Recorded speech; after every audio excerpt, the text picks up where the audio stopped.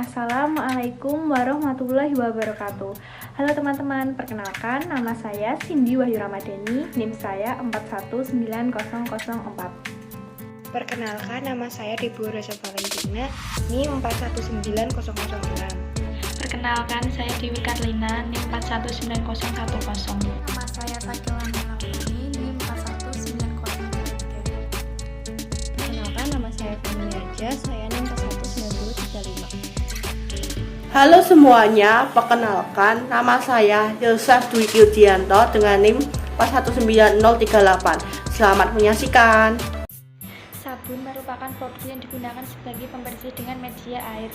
Secara umum berbentuk padatan dan ada juga yang cairan. Jenis sabun yang pertama sabun opaque, yang kedua sabun transparan, yang ketiga sabun transmen, yang keempat ada sabun herbal. Halo teman-teman, jadi di sini saya akan menjelaskan sifat-sifat yang dimiliki oleh sabun. Menurut Jurnal Penelitian Harnawi pada tahun 2004, sifat-sifat sabun ini memiliki 3. Yang pertama, sabun ini bersifat basa. Sabun merupakan garam alkali dari asam lemak yang bersuhu tinggi sehingga akan dihidrolisis parsial oleh air. Karena itu, sabun di dalam air akan sifat basa. Lalu sifat sabun yang kedua yaitu sabun dapat menghasilkan buih. Jika larutan sabun yang ada di dalam air diaduk, maka akan menghasilkan buih. Dalam hal ini, sabun akan menghasilkan buih setelah garam Mg atau Ca-nya yang di dalam air ini mengendap. Sifat sabun yang ketiga yaitu sabun bersifat membersihkan. Sifat membersihkan ini disebabkan oleh proses kimia yang dinamakan koloid. Sabun dapat membersihkan terutama pada saat digunakan mencuci. Pada saat mencuci, sabun ini berperan sebagai emulsifier sehingga sabun dikatakan dapat membersihkan lemak ataupun kotoran-kotoran. Ada beberapa sifat yang dimiliki oleh sabun. Yang pertama, sabun adalah garam alkali dari asam lemak suhu tinggi sehingga akan dihidrolisis parsial oleh air. Karena itu, larutan sabun dalam air bersifat basah. Yang kedua, jika larutan sabun dalam air diaduk, maka akan menghasilkan buih. Peristiwa ini terjadi karena di dalam garam-garam magnesium atau kalsium dalam air itu mengendap. Yang ketiga, sabun mempunyai sifat membersihkan. Sifat ini disebabkan karena adanya proses kimia koloid sabun. Garam natrium dari asam lemak digunakan untuk mencuci kotoran yang bersifat polar maupun non-polar, karena sabun mempunyai sifat gugus polar dan non-polar.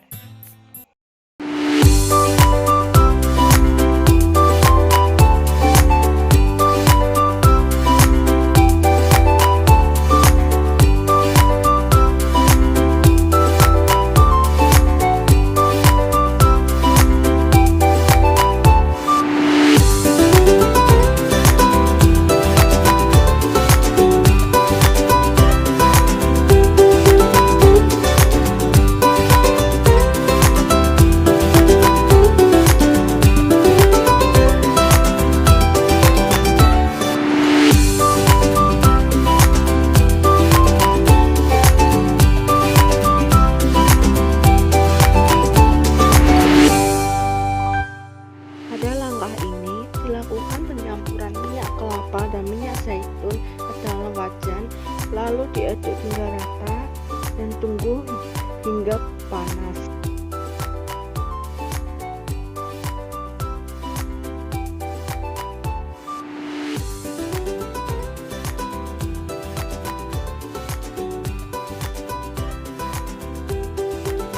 Setelah dilakukan penambahan asam stearat, setelah itu dilakukan penambahan natrium hidroksida dan air yang tadi sudah dibuat serta diaduk hingga merata. Setelah dilakukannya pengadukan, lalu ditambahkannya asam sitrat, tetapi asam sitrat lebih dahulu dilarutkan dengan air, lalu diaduk kembali hingga homogen. Langkah ini ditambahkannya gliserin, sukrosa, dan etanol secara bertahap. Sembari ditambahkan, larutan juga diaduk supaya homogen. Setelah itu, setelah ditambahkan gliserin etanol geser isanoda lainnya. Tunggu larutan hingga tidak panas atau agak dingin. Setelah itu ditambahkannya pewangi dan pewarna.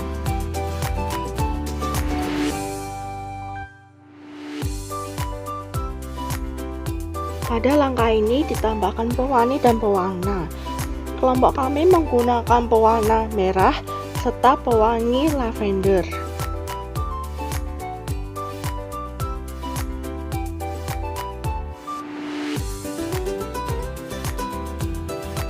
Setelah larutan dingin, larutan disaring. Kemudian larutan dimasukkan ke dalam cetakan. Tunggu hingga mengeras. Lalu dilakukan uji pH.